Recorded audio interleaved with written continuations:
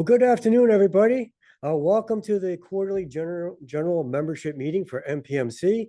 I'm your chair-elect, Brian LeBaron, and we got a great afternoon lined up for you today. But first, we'll kind of get into a little bit of housekeeping and instead of agenda. So I get to the next slide. Again, just some opening welcome remarks, bringing you up to date what's happening with the council, and then a great panel discussion. It's going to be moderated by MPMC Chair Brian Bolander. We have Mike Galimi on board with MotorTrend and Hot Rod, Matt Martelli with Unlimited Off-Road Racing, and filling in for Brian Scotto is Zach Mertens, also formerly of Hoonigan, but does Burnout Wars and Mr. Zachary. So again, we'll get to the panel discussion soon. But first, step back in and get you introduced to everybody who's on the council, because without our select committee, none of this happens. So if you see these folks out and about at the events, make sure you give them a big high five because they really pull a lot behind the scenes. So shout out to Kyle Fisher with Hot Shot Secret, Mike Galimi at Hot Rod, Nolan Jamora at Iski Racing Cams, John Lambert, former immediate past chair with Speed Tech, Ian Lane with Boostain, Johnny McDevitt at Blueprint Engines, Scott McLaughlin at Holly, Karen Orlandi with ProCharger, Adrian Peters at Racetech, Mike Sanders over at Edelbrock, and our board liaison, Bill Bader, who runs Summit Motorsport Park, and of course, the one and only Marcy Yanis, who's our SEMA Council Director and guides us and keeps us all together moving forward. So again, you see these folks out at the events, make sure you give them a high five for being the select committee on your MPMC council. All right, now we have a big announcement to make. MPMC is growing and we have a new name and a new focus, and it's a step forward. So moving forward, it is now the Motorsports Product and Media Council. We're welcoming in our media friends onto the council. Instead of just parts, we're going to switch it to products to open up to more suppliers, more motorsports backers. So we're poised for membership growth. And thank you to the SEMA board for passing that resolution. And again, you're going to be hearing much more of this around PRI and at the MPMC Media Trade Council. So again, moving forward, we're the Motorsports Product and Media Council. All right, speaking of those upcoming events, mark your calendars for a couple more webinars coming up in 2026. January 15th is how to work with content creators. That tees us up for the Media Trade Conference. On April 16th, how to work with your lawmakers. We're coming into the midterm elections, advocacy season stepping up. So we're going to give a how-to working with your lawmakers and actual items that you can take in. If you catch us at PRI, we'll have the PRI Member Appreciation and Awards reception on December 12th at 5 o'clock in Indy. And then again, the cornerstone event of MPMC, the Media Trade Conference in Anaheim in 2026. Oh, a little bit more on that. Next slide. All right, so January 27th through the 29th in Anaheim. Registration for manufacturers closes in 2 weeks. It is filling up. If you are not registered, make sure you get in that. As Brian Bolander is famously quoted, it is the 3 most productive days of the year. We can all vouch for that. This tees us up for media relations and stories that keeps the brands going and excitement going year round. So again, if you're not signed up for that, please get that registration in. It is limited. It is filling up. So make that push and make that commitment. All right. Quick little membership report. We're at 161 members. Welcome to the MPMC Council, Thompson Metal Fabrication and Weston Automotive Products. If you have company contact information, make sure you submit that to us so you're getting all the current and correct information. And remember, all employees of an MPMC company can be included in communications. So get us your updates, please. Other ways that you can keep in touch with what the council is doing is through member spotlights and videos, MPMC member updates through email, SEMA news articles, and of course our social media on Facebook and LinkedIn. So plenty of ways to keep in touch with all the exciting things going, especially with this new name change and growing the membership and being much more inclusive and moving the industry forward. Okay, without further ado, we're going to get into the panel discussion. Going to turn it over to your chair, Brian Bolander, and take it from there, Brian. Brian, thank you. Really appreciate it, and appreciate all you're doing here to help the council and keep it moving forward. As Brian had mentioned, I'm Brian Bolander. I'm the chair of MPMC, now the Motorsports Products and Media Council. I'm also the director of sports marketing for Roll World Industries, which is parent company of Peak and Blue Def. Before we kick off with the panelists, I think it's really important to just really lay the groundwork for the future of the industry. And one of the reasons why we made such a significant change with MPMC moving forward. Look, the media landscape, as we know, is completely evolving and changing. And there are many opportunities now, rather than just the traditional print media that for years was the staple of our industry. So with that being said, we know as enthusiasts, we're extremely passionate about the sport. And what I love about the fact of our panelists today is that they cover so many different segments to it. But I think the one thing they all have in common is the passion for the industry, and the participants in their forms of motorsport are avid about what they do. And that's the beauty of this performance aftermarket that we live in. So it's really exciting moving forward to engage media in this. And I think it's even more important for us as manufacturers to really listen a little more closely to all the media experts and how this landscape has evolved and how together we can work and elevate the entire industry. So really excited about the future with MPMC, where we're going. Obviously, with the Media Trade Conference coming up here, it really is the one place that media and manufacturers can spend and have undivided attention and really learn how we can help each other and really help this ecosystem that we live in. So with that, I want to introduce our panelists. First and foremost, I'm going to want to welcome Mike Galimi. Now, Mike is out on the road right now on Drag Week. He's the network director for MotorTrend, which is a Hearst publication, been in the industry for years and years. He's the current recipient of the Robert E. Peterson Media Award this past year at the Media Trade Conference for his contributions here to a career that I hate to say is more than 2 decades, but more than 2 decades in the industry. From a kid playing in the streets in New York to now leading one of the most acclaimed titles in the industry. So Mike, tell us a little bit more about what's going on with Hot Rod and some of the other titles you guys have in Hearst right now, and what's going on Drag Week. Oh, well, Drag Week is phenomenal as usual. We had a little bit of rain yesterday on the ride, but overall it's just been great, right? Great crowds. Racing's been phenomenal. A lot of record-breaking stuff that hopefully everyone will close out by tomorrow. As far as Hearst, we got acquired by Hearst earlier this year, and it's nice because we're fitting into a company that does what we do, and how the history of where we were before was really hard, and to be aligned with other brands across lifestyle and sports and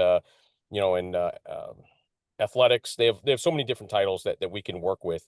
So that's been getting integrated into their system, and working with the other groups within Hearst has been great. Awesome. Well, welcome, Mike. Thanks for taking the time out to spend with us today. We'll get into the questions here in a few minutes, and really looking forward to your perspective on it.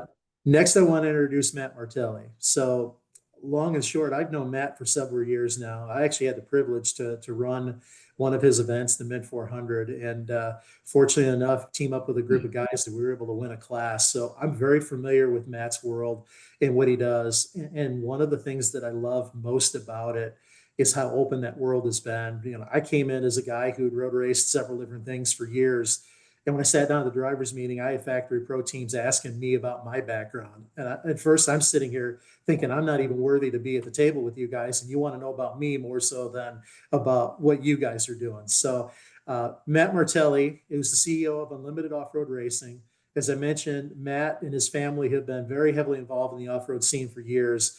That they live it, they're passionate about it, they're avid about it, and they've really used that passion and their media background to take this to another level. First with the Mint 400, then I know you brought on the California 300 a couple of years back, and now with the Unlimited Off-Road Racing, I really think you guys are doing probably just a tremendous job, but maybe more so than others in the industry, of trying to unify a world, a motorsports segment. So Matt, tell us a little bit more about Unlimited Off-Road Racing, what you guys are up to, where you're going, and kind of how you got here. Thanks for the kind words. Yeah, I mean, we started as the media guys, right? And out of sheer frustration with the promoters of the era that we came in, we became promoters. First with the Mint 400, and then we expanded to UTV World Championship, California 300, and then Parker 400. Most recently, we merged with Best of the Desert to unify desert racing, so we could bring all the major desert races in America under one roof and create a unified rule set, unified points, unified media package. So this upcoming year is going to be really exciting. 2026, we have 5 races and then 1 Legends Rally, which is a really cool event that allows regular users to come out in their street vehicles and actually run the Vegas to Reno course with us over 2 days. So really exciting. I'm looking forward to this upcoming year and our year-end event coming up in October in Laughlin, the Laughlin Desert Classic. Awesome. Thanks, Matt. Like I said, you guys have a great thing going, and I'm really excited for what you're doing in the future to unify the sport. As you know, obviously, when everybody has consistent rules and has consistent places to play, it just helps make the whole thing stronger. So kudos to you guys for what you're doing and trying to help that community. It's one of the, I personally think it's one of the most underrated motorsports communities we have.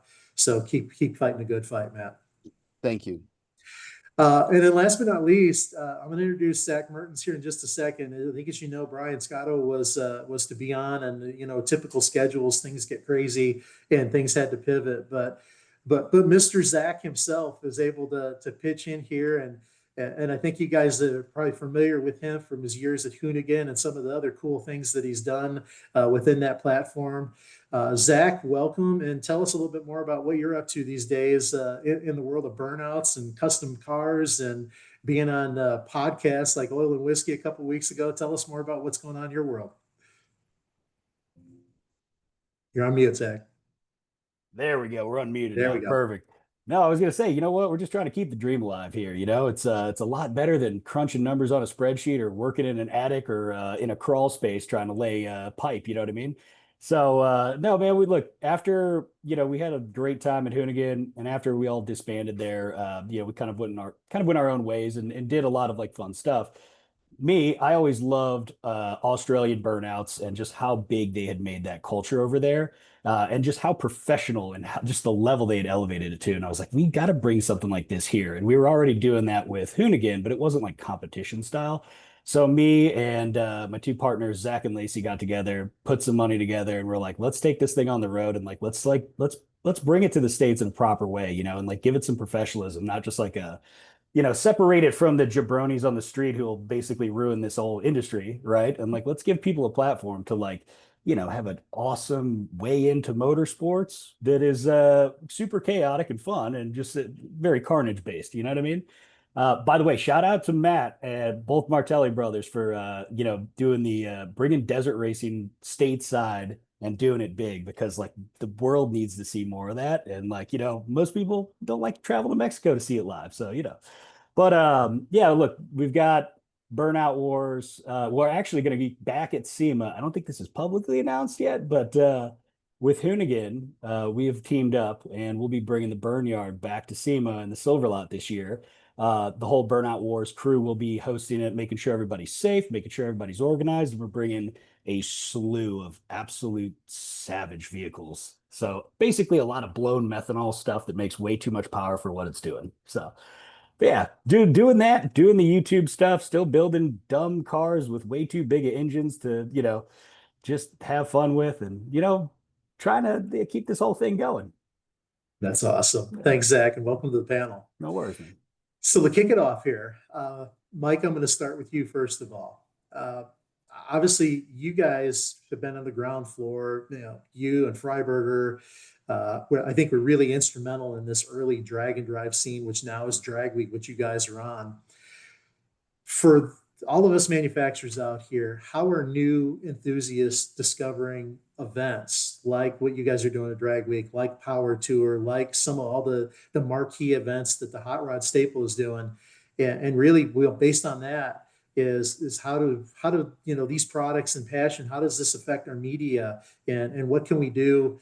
How does this really play out to get people involved and keep them engaged through the media that you guys do to get people out to events? Well, I mean, like you said it earlier, where it used to be easy, right? It was just print and then that was it. Now it's social media, right? Meet people where they are. And for each group, it's a little bit different. For some older folks, maybe it's Facebook. You know, different generations use different platforms, Instagram, TikTok, and YouTube. So it's a matter of going across all of the platforms. That's how we're reaching everybody. We'll do a lot of highly targeted, local advertising for the venues. For participants, again, it's just attacking it across all of the different platforms. That's been really effective for us. Great.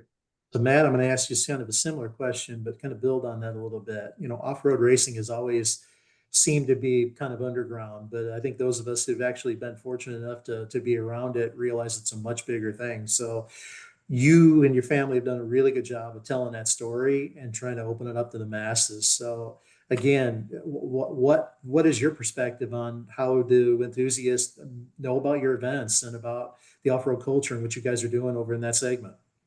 It's been great and the growth has been great, but we're barely started. Like when you take a broader look at where we stand in motorsports and where motorsports stands in sports, it's all upside. So for us, it's really unlocking the value and sharing with new eyeballs like what our sport and culture is and how to Zach's point earlier, how easy our version of it is to consume in the United States. So it's just really getting the word out. And to Mike's point, like we're using every channel possible. We're using TikTok, we're using Instagram, we're using long form stuff on YouTube. Recently, there's been a lot more desire by traditional networks to give us some love because of the success of F1 in the media space, right? So yeah, I think media is ever evolving. I mean, it just evolved yesterday with the new TikTok deal, right? So TikTok's not going away. So we literally sat down yesterday and went, all right, now we need to invest here because that covers a younger demographic, which we're interested in. So it's ever evolving. One thing I do tend to focus on more than anything is content over ad buys, right? Like I think ad buys are important, but with the rise of AI, the value of content is becoming more and more valuable. And in particular, this is where I throw props back to Zach is character building. People want to they want to learn through a character, they want to be guided through a character. And influence through a character. So when I look at what we need to do over the next X years, it's really storytelling and character building. That's fantastic. So Zach, I'm going to kind of build upon what Matt said for your question here. And Mike, I know in your world, you have a ton of personalities that are authentic, like Alex Taylor, for example, or Tom Bailey in the Dragon Drive world. So Zach, I mean, you guys are the epitome of authenticity. What Ken did with Giancana and what you did in the Hoonigan side. So how have you taken that, what you learned on the Hoonigan side to building that brand and building an audience that isn't even really 100% an automotive audience, enthusiast audience, but bridging a gap to bring people into that circle and make them feel like they're part of that. How have you gone about that now that you've kind of gone out on your own and trying to build up the burnout areas in your own shop? Yeah, well, look, Matt kind of hit the nail on the head there where people connect with people, right? And it's all about the characters. And you'll notice that in some sports, I don't want to call out the motorsports necessarily that do it, but like when they start to get watered down, when they start to kill the personality, when it gets too corporate, right? It tends to remove the connection between the audience and what they truly love, right? People like stories about people, that's how we connect. And so when you can bridge that gap in motorsports, it makes I mean, F1 is the strongest example of that, where now you have, you know, your average female that never liked racing is like, you know, she's bought into the story, right? So like, I got like random friends' wives that can tell me more about F1 than like most people that I know that have watched it for years, right? And you know, by building that, you can see like the momentum that builds behind that is so incredible. And the better that, you know, people can do storytelling, the better that, you know, we can all lean into what goes into the sport, what goes into the building of the car, whatever it is you're doing, you know, you can gain a lot more traction that way. And then people have something to bite onto to follow along with, you know, to genuinely become engaged with that thing. And you know, Matt said another thing too, is like, you know, ad buys, sure, it's important for kind of anything, but the more organic growth you can get, especially now in this system, the stronger you can be to battle against things like ridiculous censorship, right? Like inevitably in motorsports, I know on TikTok, I can barely post anything because, you know, as soon as I post something, it can be a video of me talking, it automatically gets flagged for like a inappropriate behavior, or not like dangerous behavior, I should say, not inappropriate, because of like a burnout thing that happened, right? Even though it was in a contained space with like a professional fire team, and you know, it's in a like a sport. So the more momentum you have behind an organic following, the better. And you know, Hot Rod's done an incredible job with it. I mean, like the drag week stuff has been insane to watch this year. And like it's crazy to see how far that's come over the last few years. Same thing with off-road, same thing with everything in each motorsport or each like sect of automotive, right? Like the better the character and storytelling is, the more people can bite on and see all those different angles from it and just like become part of the story. Because not everybody can be there, but with the internet, everybody can watch. If you know, even if they're at their job and they got like a second screen up, you know what I mean? If it's in the background, you know, they can stay tuned into what's going on. And that gives us a lot more, I mean, from the business side of it, there's a lot more real estate that can be capitalized upon for sponsors, people within the industry, and a lot more, you know, things for people to actually get involved with. Awesome. Yeah, I totally agree with that. So Matt, you touched on a little bit earlier here, you know, our media landscape now is fragmented. I know Mike, you kind of talked about it as well, about how much it's evolved. You mentioned about TikTok and obviously where TikTok is going at this point, it's a younger audience. So how particularly are you guys going about being authentic, like we talked about, and being able to connect with that younger audience? Is it through a platform? Is it through ambassadors? Tell us more about how you guys have made that come to life. You know, it's a good question because, you know, growing up in off-road, but being from action sports, it like the demographic of off-road was skewed older, and it was because, you know, you essentially became successful in your business and you were 40, 50 years old, and then you went racing, right? Because of the costs. Well, you know, being inside of the growth of things like X Games and being in my 20s, that was a turnoff. Like I looked at that and went, "Hey, this is really cool, but you know, there's these old guys getting out who aren't in the greatest shape and aren't sexy and marketable like we're working with in the action sports space, right?" And that was something that stuck with us. But fortunately, with the evolution of the vehicles, starting with trophy carts and then UTVs, we created youth racing, right? So now we have 9-year-olds racing with us, right?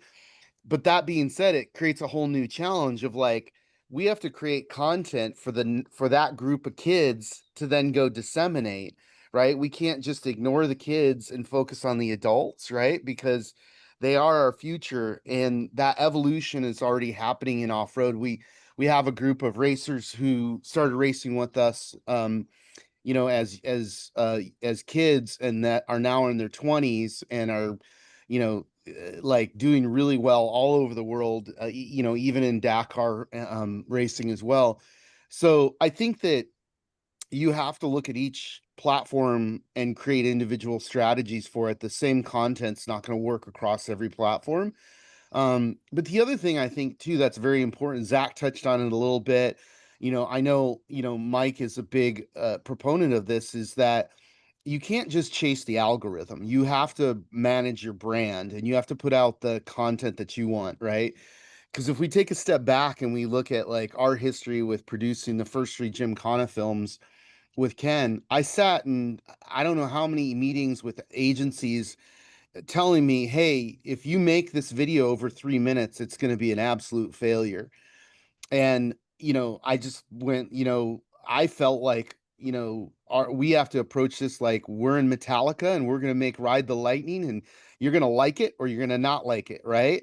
And I think that you have to have a little bit of a cavalier approach, to building the content that's right for your brand as well. And make sure that goes forward. Cause I think that, there's this whole new process of digital discovery that's happening on even older pieces of content, this long tail phenomena. So, the biggest thing I can, push or suggest is to look at each platform and create specific strategies for them. Thanks, Matt. Zach, I know your audience is definitely younger as far as that goes. What are your thoughts on that? I mean, how do you approach that? And, is with corporate America at this point, is there an opportunity for companies to really get more grassroots and be a little more authentic, versus, the media landscape? So Yeah, just there curious is. to There is tell your actually. thoughts. And Yeah. we're starting to see the tide shift because, the old guard is retiring, right? There's younger people that are moving into those C-suite positions or director positions even, that kind of get the landscape and understand its value, right? I did business development for Hoonigan for many years, right? And the hardest thing that, we always had to do, even, go back 6 years ago, is trying to get somebody to see the value. Like, look, we can, this audience is built in. They follow what we're doing. They trust us as, like if you see Michael Jordan on a Wheaties box, I'm not saying we were Michael Jordan, but like it makes you want to buy the Wheaties back in, the mid 90s, right? And it was just getting to see the value in that and how it can work together. But it's having brands understand that each audience. So if you're using a creator, if you're working with a creator, they know how to speak to their audience. It might not totally fall in line with what your agency says is like the way to do things, but they can speak to that in a much more organic way that makes people actually want to make that purchase decision, right? And you got to be able to trust the creators on that. Sometimes not everybody is great with it, but like, to be able to at least speak the language of their audience where it's organic and it feels like, hey, like I truly use this stuff. Like this is something I actually like.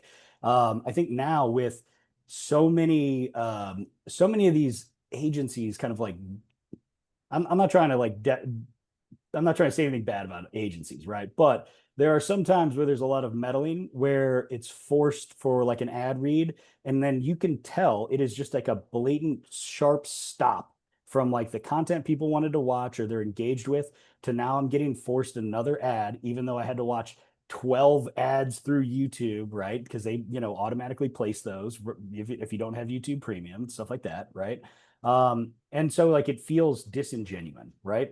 So I think there's more companies now that understand that like, hey, maybe we can back off a little bit. There's some guardrails at least. You can't go like way too far off on, the deep end on this, but we can integrate in a way that makes sense to the audience, that makes sense for the brand, that we can actually capture that and create a purchase decision from it, or whether it's or just a top of funnel, like, awareness of the brand, but it's the trust in that to understand that these people know how to speak to that audience. I mean, I think Garrett is one of the, Cletus McFarland, well, one of the best examples of like somebody that has really been able to just, put the hammer down and really like just nail it. Right. And there's a lot of people that do really good, doesn't matter if your audience is, 5 million or, 5,000, right? People are watching week in, week out and trusting the opinion of that person. So if you can capture that everybody wins. Love that, Zach. It's funny. I get asked a lot about from a sponsorship side with what I do on a daily basis. And I always tell people it's about the authenticity. Comes right down to it. You can pitch anything you want, but if you weren't paid to pitch that and it comes off as if you just live it that intensely, those are the kind of brands you want to associate yourself with. And from a company perspective, I've always looked at it to say, who are the people who, without even paying them a dime, would just genuinely be able to talk to that because that's who they are. Those are the people who are going to amplify your message and have create the most value. And those are the people that you can associate yourself with as much as possible. So love that. So Mike, I know you guys have done a lot to start getting younger audiences. You guys have done a bunch, especially the drag and drive movement. I mean, I see a lot younger audience at that, whether it's fathers and sons, fathers and daughters, couple of brothers, couple of, husband, wife going out doing these kind of events. Based on what you're seeing in the media landscape, and I know you guys have a bunch of different channels you deal with, and being even to print. How are you guys making this come together authentically and trying to reach that younger audience and moving the needle? Because you guys are doing a great job doing it.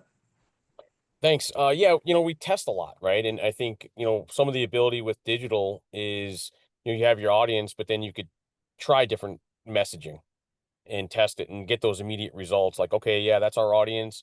Maybe didn't relate to it. And, so you're like, okay, well, we won't go in that direction, right? In terms of content.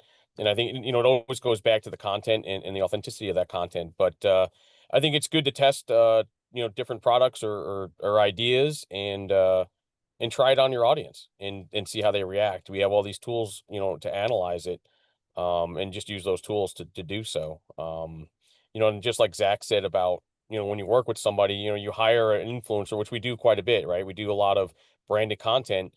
We hire them for a reason, and it's, like with Alex, and it, trust what they're doing and their audiences, and that's what you've hired them for. Great, Mike. Thanks. So Zach, I'm going to start this one with you. There's so much going on and everybody's fighting for attention. Everybody's fighting for time. Everybody has so little time. There's so much distraction out there. How are you breaking through to find new audiences? I mean, honestly, it's in the YouTube space at least, it's always a crapshoot. I will not be I will not say that I have it figured out because I don't, right? Some stuff that I feel like is just a whatever throwaway. This was just fun. We're gonna do it. That stuff crushes, and then stuff that I worked super hard on to make really awesome sometimes just doesn't do well, right? And I think it's all just about like, continuously refining it, but like really trying to stay true to yourself and like what you find fun and cool, because inevitably, the audience will ride for that, right? Like they want to have fun too. Maybe they're stuck in an office, maybe they're stuck in class. You probably shouldn't be watching YouTube while you're at school, but you got to. Hey, subscribe to my channel anyway. But no, I think that like realistically, it's just all about staying true to who you are. Because I mean, this world will eat you up as a creator if not, right? And if you're just trying to constantly chase an algorithm, you're never going to figure it out because it adapts way too fast. It's all AI driven, right?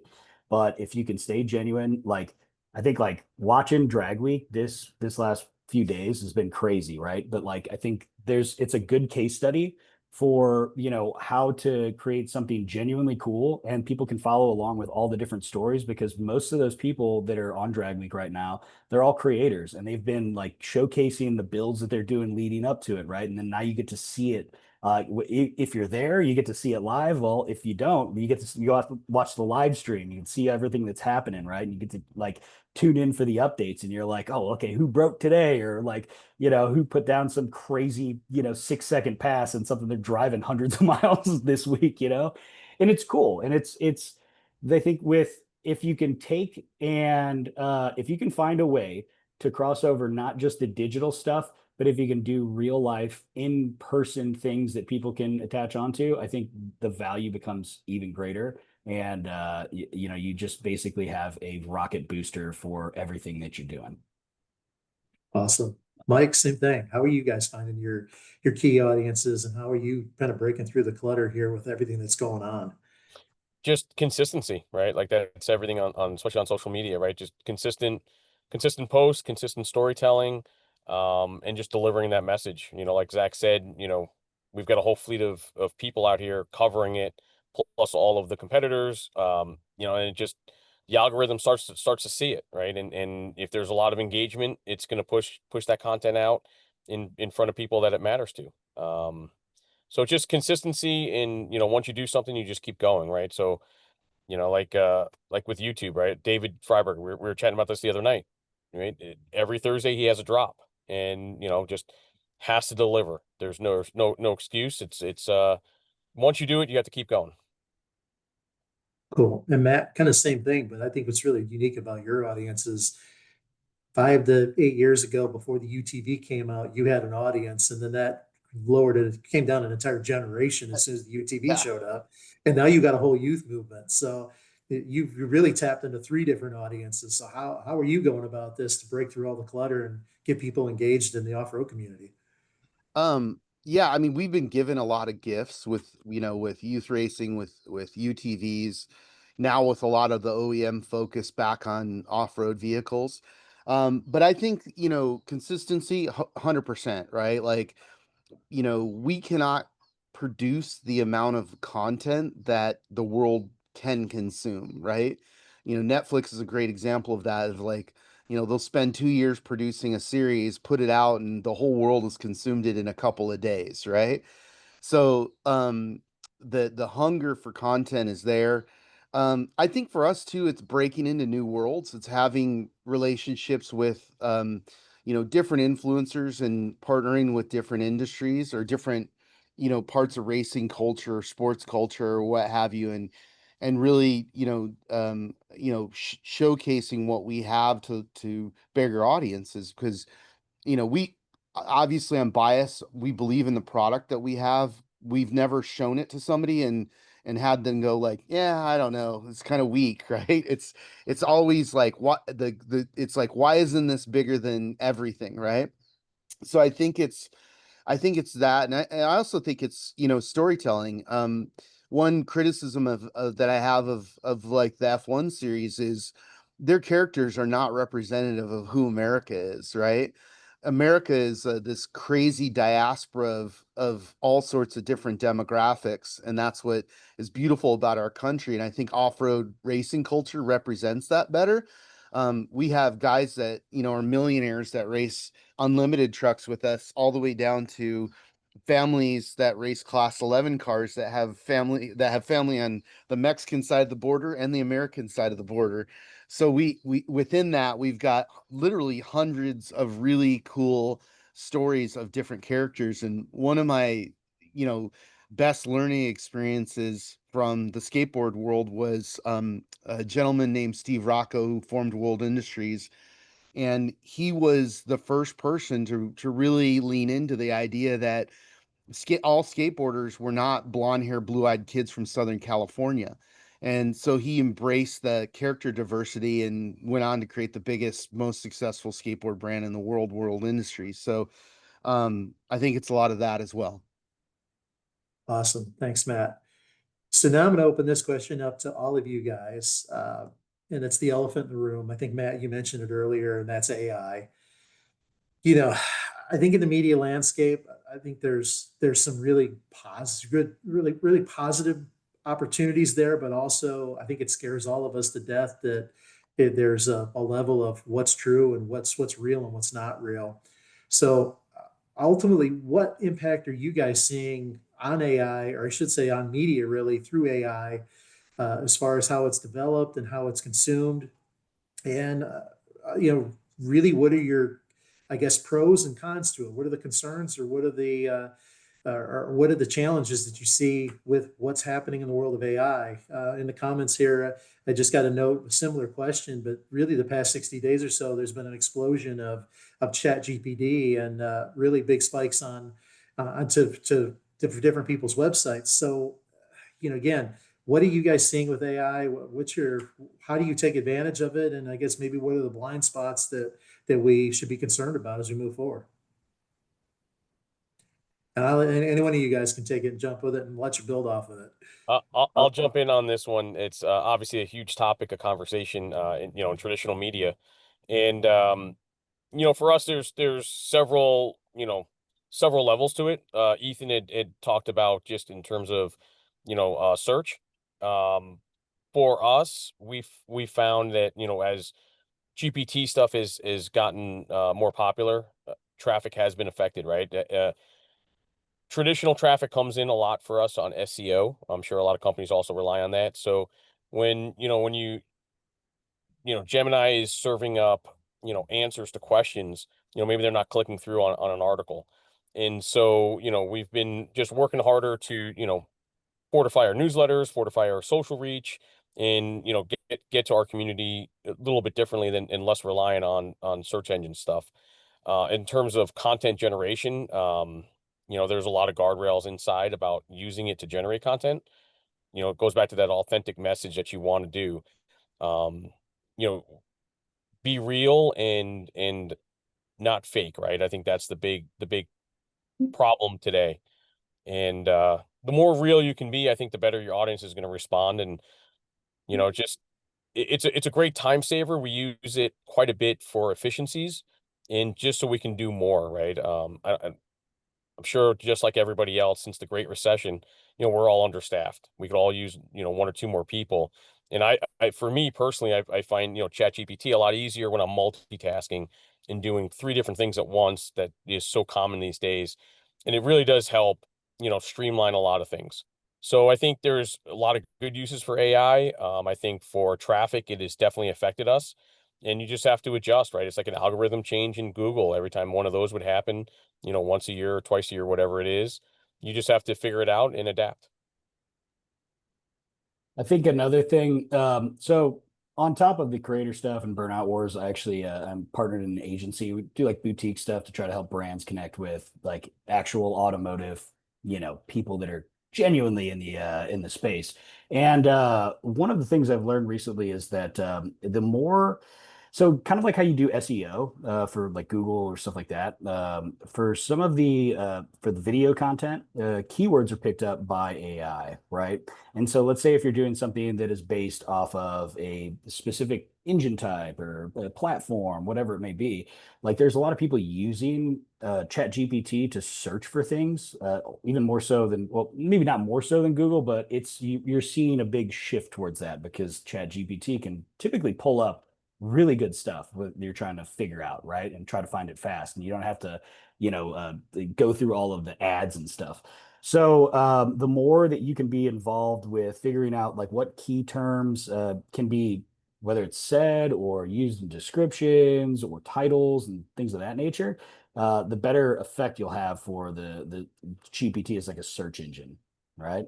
And also it's really good at cataloging things. So that's my little knowledge of it so far. I mean, like luckily I'm kind of old school. I like getting my hands dirty with stuff, like and just trying to just knuckle down and figure it out. But I think all of us are going to have to start changing our ways to really capitalize on this thing or actually just not get left in the dust. Yeah, I think that both of you guys have touched on something that's very important, which is the content side of it. Like what people have to remember is that we are the answer to the question that people are asking. So we're providing that content for whether it's, Google or whether it's Chat GPT or Gemini. And, there's still an ongoing question as to who ownership of that stuff, right? So it's going to be interesting over the next few years. But what I can say is that this is more reason to be producing as much content and as much high quality content that is the answer to a query that somebody would ask as possible, because the brands and the media outlets that are doing that and that are laying the groundwork are going to win this, what I would call long-term content war, right? One of the biggest takeaways for me, as director producer of the first three Gymkhana films, wasn't necessarily like we did something that was so groundbreaking, but it was that the appetite was there, right? Like why did that exist in the time that it did, right? And even now, like why aren't there six of those being dropped a year, right? The appetite's there. We proved it. So I think with content or with AI, it's making the content that we create even more valuable. And there should be more emphasis put on that. In terms of using it as a tool, yeah, we use it as tool for research for kind of basic stuff like that. But I think what the outcome is it's going to make authenticity even more valuable. Great. So let's build upon that. Let's talk about then media channels themselves. So is it important for media channels to partner and collaborate with different brands, and how ultimately can you do that and create co-branded content and not and execute it without diluting the brand and the message? So you guys have huge platforms. You have the opportunity to really tell authentic stories. And when brands partner with you, how can you do that and make it a win-win without making it feel like that it's a forced, brand message, and it really dilutes what you're trying to do from your authenticity standpoint? And I'll again, I'll that's for all you guys. Yeah. Go ahead, Yeah, Matt. I'll jump into this and I'll give you a real time example of this, right? Yeah. So we're sitting here talking about all this stuff. Well, I want Zach to come to our event. Why do I want Zach to come to our event?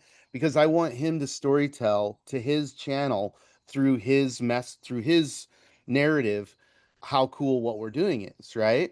And that's one example of working together. I want him to come and get the content that he needs to fulfill his obligations for potentially his sponsors, and even the burnout wars, right? Like that's appropriate at the start finish of the Mint 400, right? So it's finding ways where you can couple things together in a way that isn't forced, right? Like there's a lot of things that wouldn't make sense. Another real time example is like, off-road racing came from drag racing. Like literally the forefathers of off-road racing, Mickey Thompson, he was a drag racer first, right? And all that tech transferred over into off-road racing and was modified, and the tech went both ways. So, connecting the dots there to the drag world, that's a no-brainer as well. I think also, it's important to work with like if you're working with creators, right? It's important to work with people within the scope of that makes sense for what the brand is or what the event is, right? Like not everything is for everybody. And the beauty of the internet is that, it does give you access to the people that really do want to see it. But if you have the wrong people there sometimes, right? Like it's not in line with what they're doing. Now it's cool to have that juxtaposition every now and then, right? Especially if they're stoked on it. But like, some people it's just like their audience watches them for one reason that may be completely different than what you guys got going on, right? So it's always good to just have that crossover with like, hey, who really makes sense for this? How can we make the biggest splash with it that doesn't feel forced, right? And then also with working with creators is like, how can that creator get creative?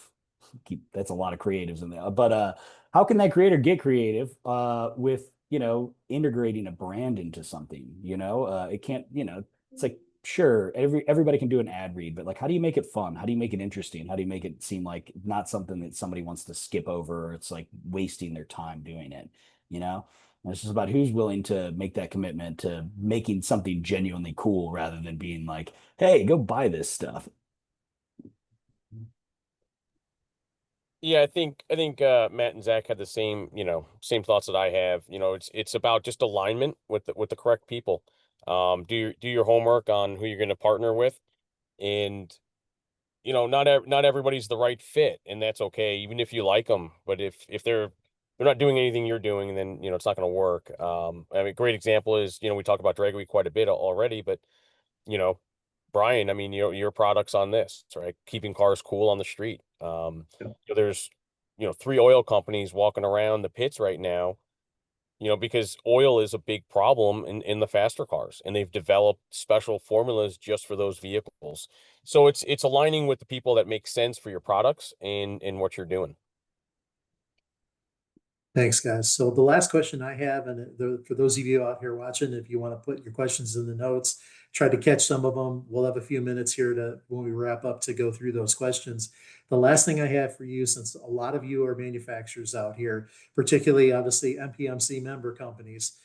So guys, if you had to really align and create an effective marketing strategy, kind of knowing what you know about media at this point, what would your recommendation be? Give us, I guess, one recommendation to a manufacturer of what's the best way and maybe the most effective way to build a marketing mix that, avoid some of the distractions that we have out there, And based on what we have with media now, based on the fact you've got all the social channels, you've got digital, you've got television, you've got, you know, AI that's disrupting this. If you had words of advice for manufacturers, what would that be? What would be the most simplistic thing they could do as part of their marketing strategy and their marketing mix to really take advantage of what's going on out here in the media landscape right now?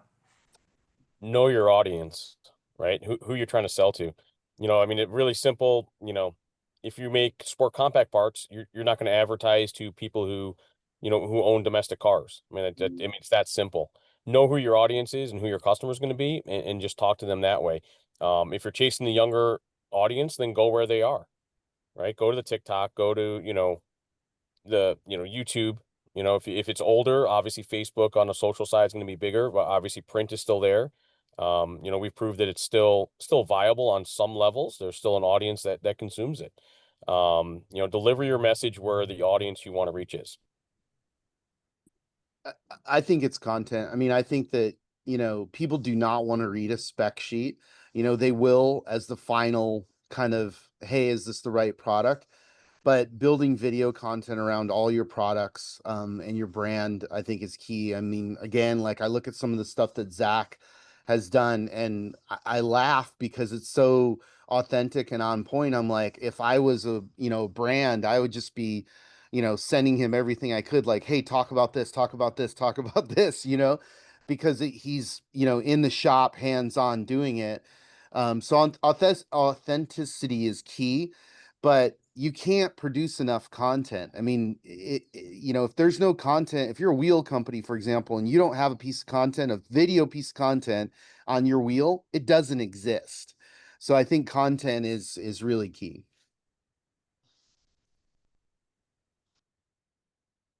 Zach, any thoughts on that? I mean, I think these guys like hit the nail on the head here. There's realistically, it's, the everything is evolving, right? And the way people consume things, the way people see things, the way people get information about things. So you got to be in those places. And like knowing your audience is the most important thing because now there is so much noise, but with that noise comes the added benefit of the growth of niche marketing. So, Hoonigan did really good because we had a very like specific tone. But one of the things to notice, like I always used to call us like the Wu-Tang Clan of car culture because everybody had like a different interest. So each of us would speak to a different audience, right? Like I was like the American V8 guy or like, like old trucks and stuff. And we had Hurt doing drift stuff and doing import stuff, Vinny doing like, you know, European car stuff, right? But like everybody kind of worked together in this. There was the underlying tone was like really fun, slightly destructive, not taking ourselves too seriously.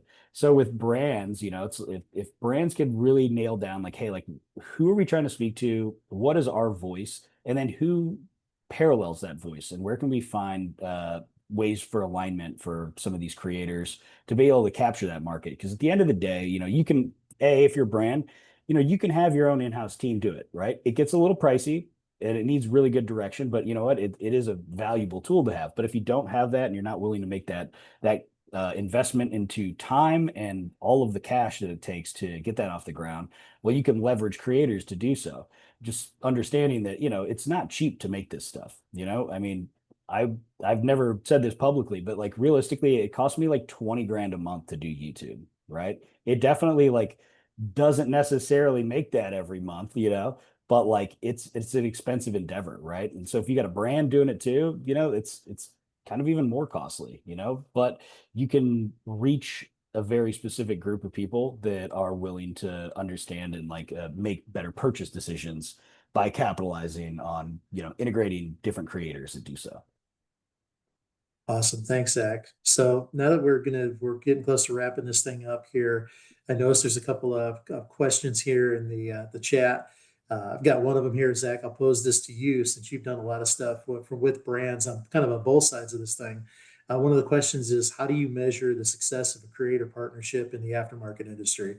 And that's a loaded question from either side, but I want to take a stab at that. No, that's perfect. I was actually reading that question. I'm glad it came to me because like I'm very hard nosed on this, especially whenever we're doing partnerships, right? You want to have valuable metrics which you can be judged by, right? Because like at the end of the day, you don't want to have to be going back next year, be like, hey, like can we do this again? You should be able to be delivering like a, this is, these were the goalposts that were set, right? This is where we knocked it out of the park. This is where we had our successes.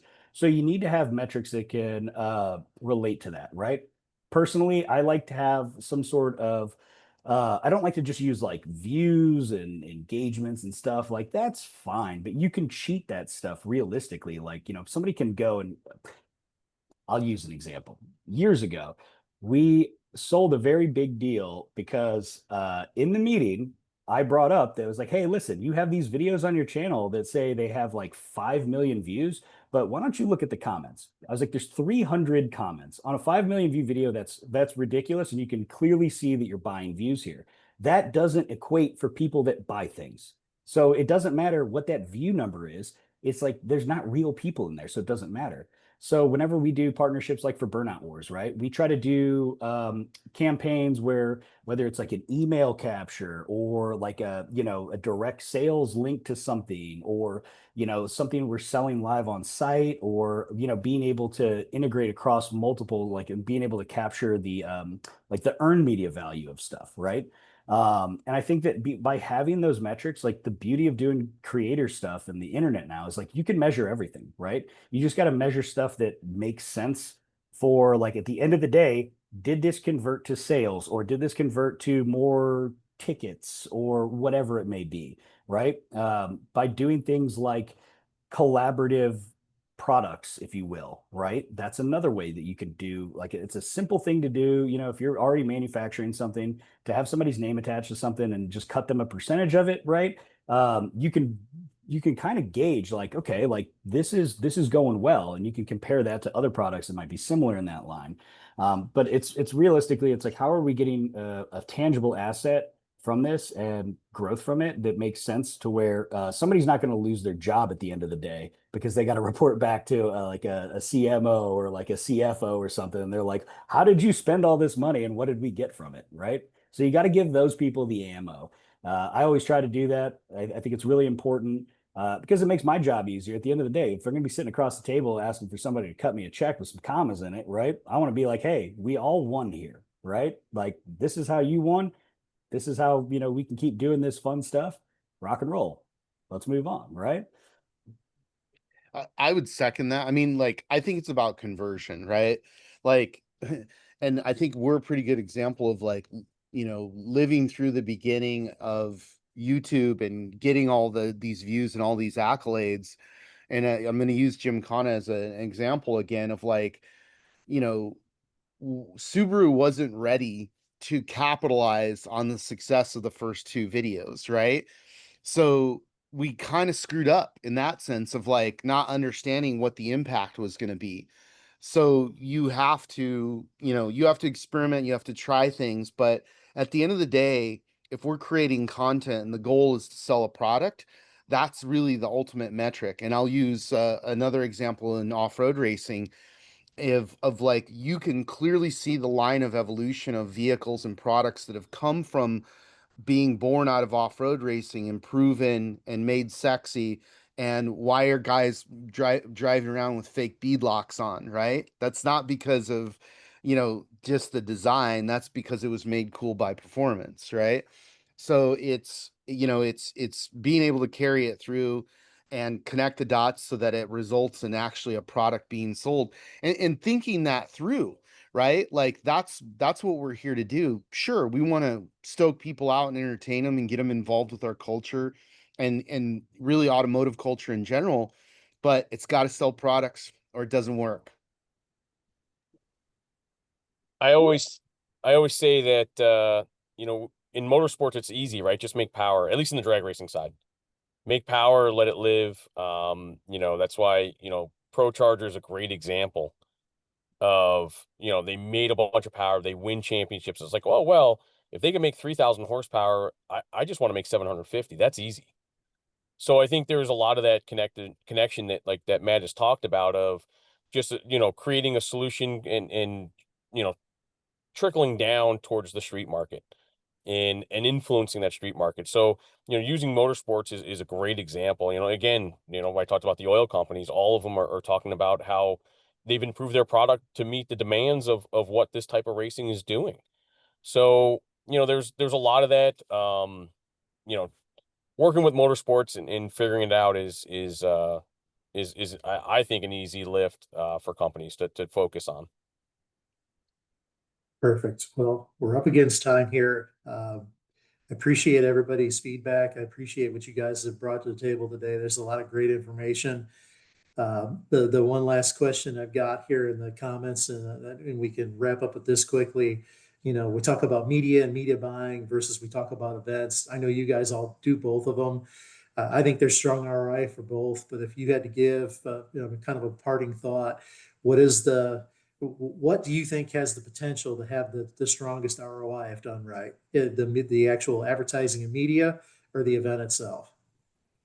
I think it's a combination of both. And I know that's kind of a cop out, but events have become more important since COVID, right? So they become more valuable and more important. And I think as we move forward, that's going to be true. Like you're going to see bigger events, you're going to see more desire for people to get outside and tangibly connect with motorsports in particular and culture, right?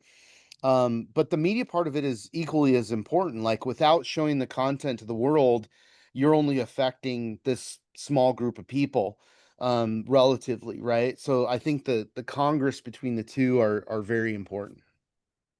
I'd like to hop in on this one too. That is very true. With Burnout Wars, like our first year doing it was 2024, and we've tried to focus heavily on getting the show dialed in because if you're doing live events and you're trying to compare the two, right? Without a really good, really well-oiled machine running, like the content that comes from that will not be great, right? Sure, you can get like clips and that's cool, but like when people get to see, feel, experience something and get to talk about it, there's a lot of value there. It might be a slightly intangible, right? It kind of borders the two, but like, man, when you get to really put the hammer down and then you get to leverage media based off that, then you get massive growth because only so many people can be in an event, right? We always tried to piggyback for the first 2 years here on events with 20,000 people or more, right? But man, the difference between last year and this year has been substantial, and really leaning into the media and really leaning into the social side of things, we were able to capture like way bigger crowds, way better ticket sales, and then also way better engagement for the brands. I was just at BDS Superchargers and they were like, dude, you guys have sold us so many blowers over the last year, from just telling people about it and just like sharing it online, right? Same thing with a lot of our other partners too. And I think it's really important to be able to leverage both where people can actually see it. But obviously with media, you can reach a much bigger audience, right? But you've got to have good content. If it looks like crap, it is going to not serve anybody, right? It's going to be crap.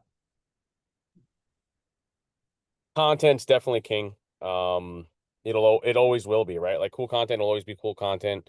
And the live events, it's an opportunity to touch, feel, and when we do enthusiast style events, drag racing, you break stuff, right? And you break stuff, you got to buy more parts. So, that application, you build the hype, you build the fun, and gives companies an opportunity to meet their customers that are actually using the products. And then, the media side is just, like you said, the scale, right? To reach the people who can't get there. You only so many people go to an event, but then it's also that 12-month, messaging, right? An event like Drag Week is 1 week long every year. But, when you have media behind it, you could have that message throughout the year. Take the content, take what you learn from there, develop products, develop a marketing message, but then extend it for the whole year. Mike, Matt, Zach, thank you guys so much for taking time this afternoon. This is a great panel discussion. On behalf of MPMC, the Motorsports Products and Media Council, I'm Brian Bolender, your chair, and I want to thank all of you for participating today. And most importantly, if you're not signed up for the Media Trade Conference yet, please get your registrations in, all my friends in manufacturing. And I hope to see all of you guys. I know Mike, we'll see you there. Matt and Zach, hope to see you at the Media Trade Conference as well, meeting with all these great manufacturers. If you need anything else within the council, you've got all of us up here on the screen. Like I said, Please reach out if you need anything, and look forward to seeing everybody. Upcoming shows, SEMA, PRI, and the Media Trade Conference coming up in January. So again, thank you all for spending some time with us this afternoon.